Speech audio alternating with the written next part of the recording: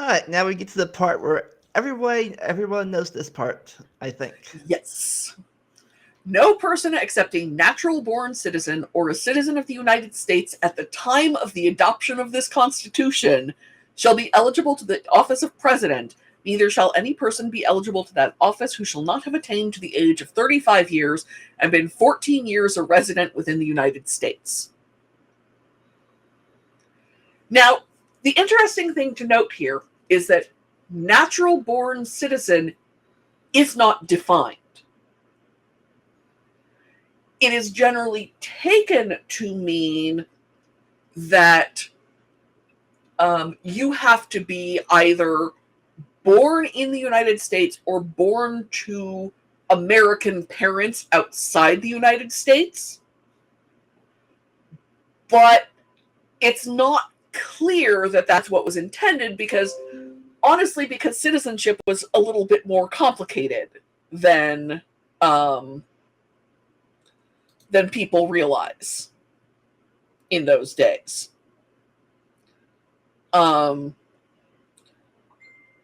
People didn't necessarily hold citizenship in the same way. There wasn't necessarily naturalization. And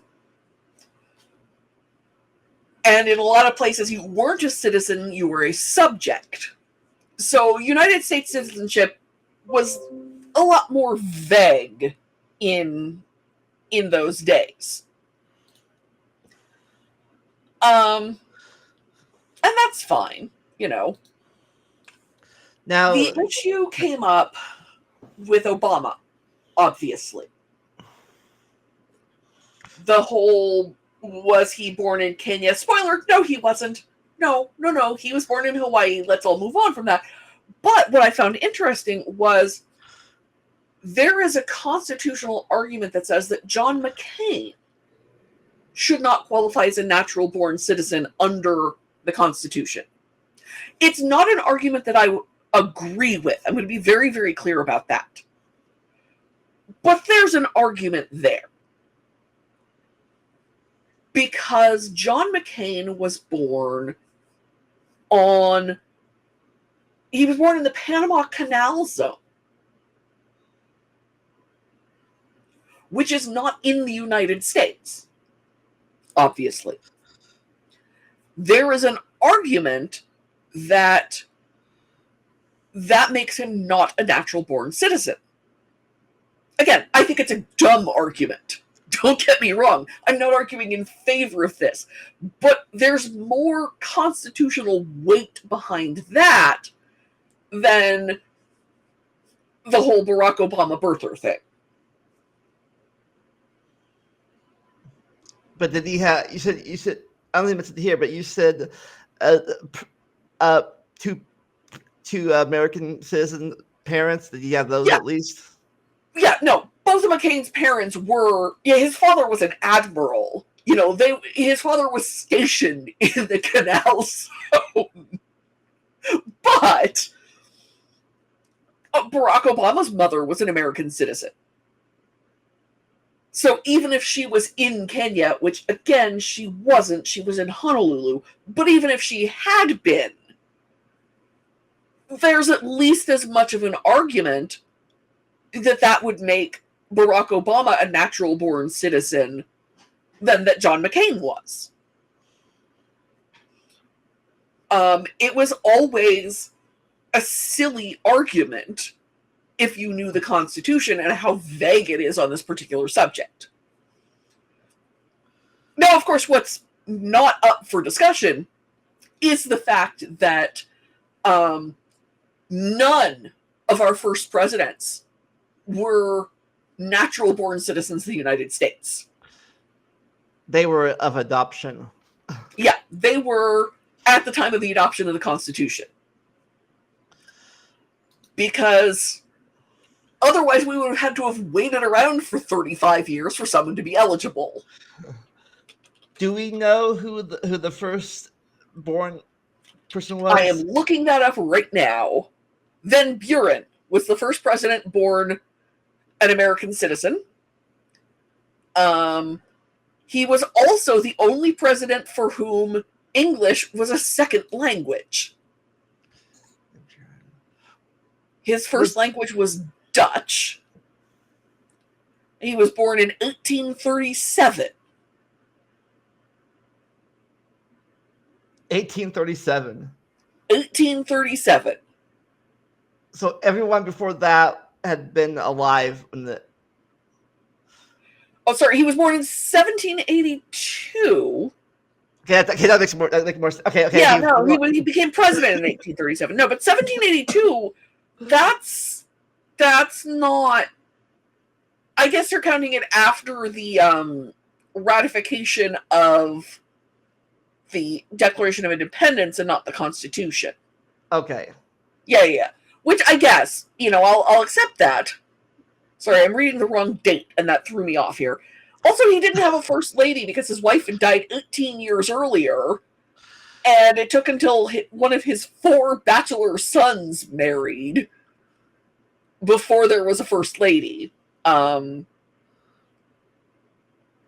So maybe remembering, was Van Buren the was he a former vice president?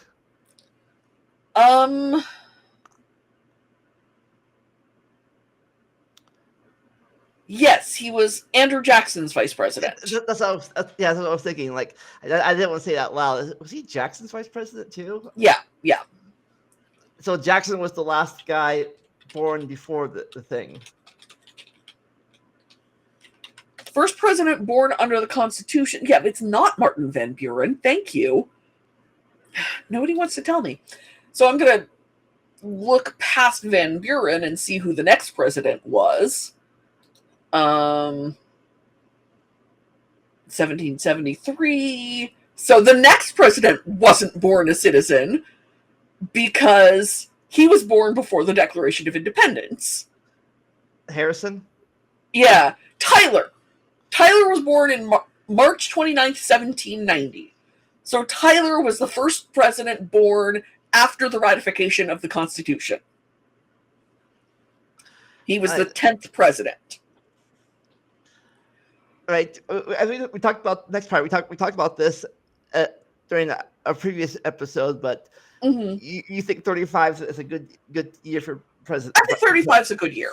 I think you've lived long enough for your brain to finish developing, and you've lived long enough as an adult to theoretically have some view of how the world works. And 14 years a resident within the United States is also a good, you can't have been born abroad and lived your entire life abroad, or even just born in the U.S. and lived your entire life abroad, and then swoop in and become president without knowing anything about living in the United States. Now, I will hear an argument for naturalized citizens as president. I don't think there's anything inherently wrong with that. I don't think that's a change that's ever going to happen. I know in this Simpsons movie they have Arnold, which I have not actually seen yet, but they have Arnold Schwarzenegger as president, but he cannot be president under the Constitution because he was born in Austria. Now, at least we're both. I don't know. You might be an ex. I'm a Zennial / millennial, so I think currently, technically, a millennial can be president, but I don't know if they hit the Gen Z yet for president. Oh, let me look it up real quick. I'm Gen X, very, very solidly Gen X. So I'm the micro gen between. I'm the X / millennial Zennial. So 97 is the first of Gen Z.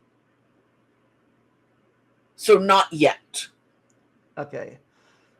Of course, I don't think we've had a millennial for president either. We haven't even had a Gen X.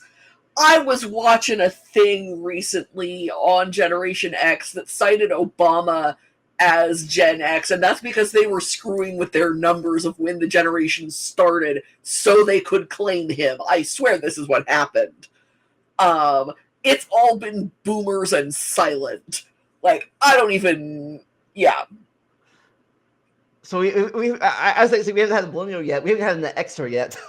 Yeah. Yeah.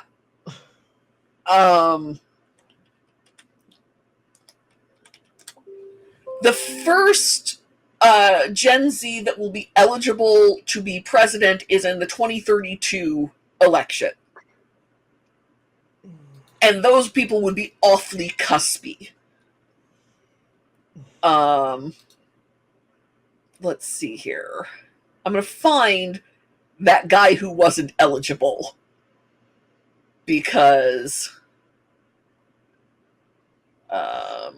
would have Harris been an Xer if she got elected? Nope. She was a boomer too? She's a boomer too. Wow. Yeah. Yeah. Oh wow, that guy doesn't even make it onto the Wikipedia page about the election. I'm gonna have to look that up again.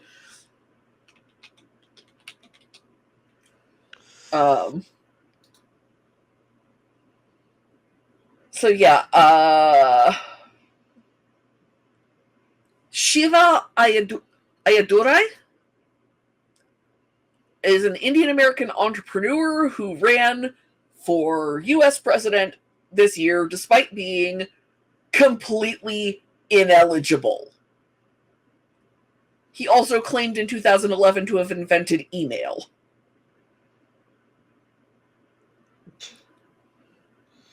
Which I don't think he did, but, you know, I don't know enough of the history to be certain of that. Is that like the rumor that Gore invented the internet thing? Yeah, which I have such strong feelings about people who claim that Gore claims to have invented the internet, because no, he didn't. He claimed to have worked to get government funding for it, which is a thing he actually legitimately did and has won awards for. So yeah. Fun fact, the reason Al Gore has been on Futurama as many times as he has is that one of his daughters is one of the writers for Futurama. I will still to this day quote the "I'm a 10th level vice president" line that he delivered. 335 and 14 years yet. Yeah. If I could add one thing to this list, it would be that they would have to pass a cognitive test. Get your brain checked.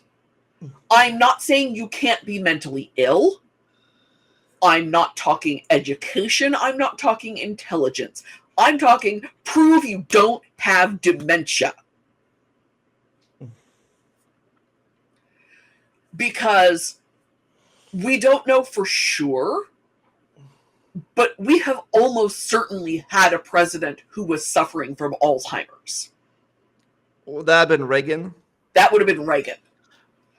Reagan was diagnosed after leaving office, but it is almost certain that he was already showing signs as president. Would he have been able to pass a cognitive test in 1984? That is a question we're never going to have an answer to. But he should have had to take it. Yeah, I think my dad said once that the reason he was good, he was good at speeches because he was a great script reader. In movie days he was a great script reader. Reagan was an actor. I've seen several of his movies. He wasn't a good actor. He's passable in a few of them, but he's never good. Even when the movie is terrible around him, he is never the best part of the movie. I am here to tell you. And I've seen like 3 or 4 Ronald Reagan movies over the years.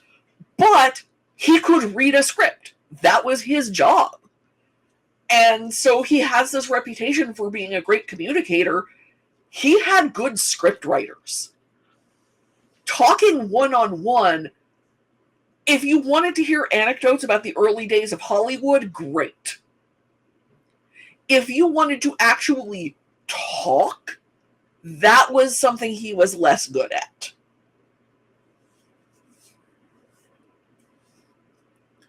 And it's true that I genuinely believe Ronald Reagan was an appalling president, and I think he did irreparable harm to the world.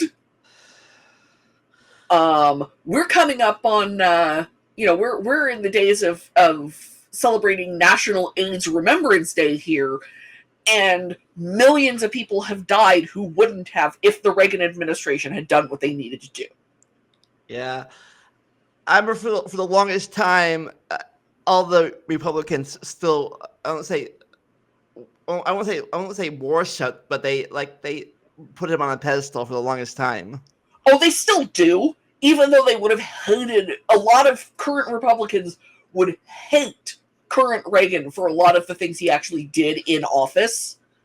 There was a huge immigration reform in 1986 that made a whole bunch of people citizens that the current Republican leadership would find appalling. But that was one of the things Reagan did. But also, I don't know if they remember that he referred to Russia as, well, the Soviet Union, as the evil empire, but that was a thing that I remember very clearly from my childhood. Yeah, I made this joke once during the 2016 election, or after that. Mm-hmm. The new guy. I made this joke where their one guy said, "Tear down this wall," and this guy is saying, "Build up this wall." Yeah. It's there's a lot about Reagan that I don't think the current party is willing to talk about, and the current base realizes. But also, he wouldn't say the word AIDS until after his close personal friend Rock Hudson died of it. Like, whatever else you think about Reagan, and I think a lot about Reagan, not in a positive way, but I do think about him. The way he handled the AIDS crisis was horrific and caused untold numbers of unnecessary deaths. Yeah, now, I don't think that was because of his cognitive problems. I think that's just because he was a certain stripe of toxic conservative. But I do think that Reagan might not have gotten a second term if he had been forced to pass a cognitive abilities test. Yeah. See, I also see two things. I heard a lot of people that hated Bush Jr. at the thing, but then they said, but once Trump got elected, they're like, wow, I miss Bush. Trump makes me miss Bush. Yeah. Bush the Younger was not a good president. But I never felt he was actively trying to dismantle the entire federal government. So there's that.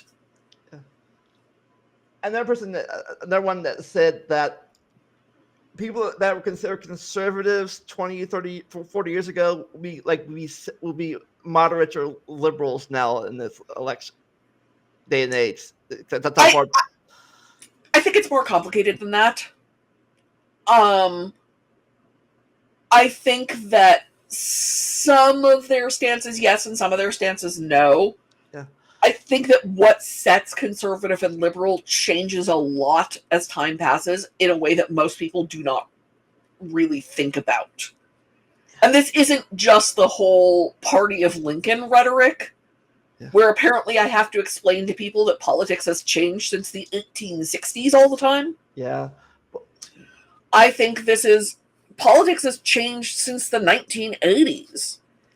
Yeah. in a lot of ways that people don't really think about, because I think that the leadership in the 1980s was anti-abortion, Mhm. was perfectly happy with AIDS so long as it was just killing gay people. Um, but would really prefer not to have a nuclear war if it could be avoided. Most of them, anyway. Yeah. Well, what was that? I forget the name of it, but there's some kind of something window. Uh, The Overton window. And I think the Overton window is a simplified concept, but I do think that there are a lot of places where the narrative keeps changing. Um, it's funny because now I'm old enough to remember a lot of the early days of the AIDS epidemic, at least as far as it was, public facing. Yeah, I remember some of it because I'm a little bit younger than you, Yeah, but I remember that. What was his name? I remember watching that movie, the Ryan Kid. Ryan White. Yeah, yeah. Um, I remember Ryan White. I remember when Ryan White died. Um, I remember when they first started limiting who could give blood because of AIDS. I remember when the AIDS test was new. Um, I remember a lot of these details. And what's interesting to me and is darkly funny to me is that some of the rhetoric from the nut job right of the time was that AIDS wouldn't be happening if they settled down and got married. And it was all because they were promiscuous. Yeah, yeah. Until they learned, oh, you can get it. You can get a kid can get AIDS, not being gay, but doing just having a bad needle. Yeah. Well, I Blood mean, a transfusion. lot, you can get AIDS from a blood transfusion. You can get AIDS from an accidental needle stick. You can get, there are a lot of ways that people could get AIDS. But it's funny that the rhetoric was, well, it's because they won't settle down. And if they had single partners like straight people, then blah, blah, blah. And then as soon as gay marriage started really being a talking point, it became clear that what they had meant all along was if they marry straight people. Of course, that too. But I remember I remember all this stuff, the fear that you couldn't even they were saying you couldn't share a soda. Yeah, yeah. There was a lot of panic in those days. And if the leadership at the time had been willing to actually do something about that, it actually would have saved lives. And the funny thing was, C. Everett Koop, who I heard described once as looking like a Maine lobster fisherman and have never been able to unsee it, was appointed as Surgeon General and was one of those rare surgeons general who actually wore a uniform. He was appointed because he was with all due respect, a lunatic anti-abortion advocate. I saw a clip once from something he did where he was talking about abortion while standing on a mountain of doll parts. He was that level of anti-abortion, and that's why he got appointed. And then he steps into office and he's hit with the AIDS crisis, and he made the government publish a list of policies about AIDS and shocked everyone who had been advocating for his appointment, because he's not supposed to be, careful about gay people. So I think that saying that today's that the conservatives of the 80s would be moderates or liberals. Now, I think it all depends on where in the spectrum you're looking, because frankly, a lot of them have never changed. And part of that is how old our current leadership is. Yeah. But part of it is conservatism, by definition, is about resistance to change. Yeah, I think people are, at least last election, people are talking about there's a minimum age. Some people think there should be a maximum age. And I don't think there should be. I think as long as you can pass a cognitive test, I genuinely don't care if you're old. Being old is not the problem. Being senile, having dementia, those are problems. And dementia can strike young. One of my favorite authors died very young. Well, not very young, but younger than, like decades younger than the average life expectancy of, among other things, early onset Alzheimer's. So I do think that it's important to know that the person is mentally capable of doing the job. It's important for Congress too, but it's less important because there's more balance there. Yes, you've got Mitch McConnell apparently going blue screen of death in front of the media, but you've also got, there's a Gen Z member of Congress now. So there's a range in ages, and hopefully it'll eventually balance out. But with president, it's one person. Yeah.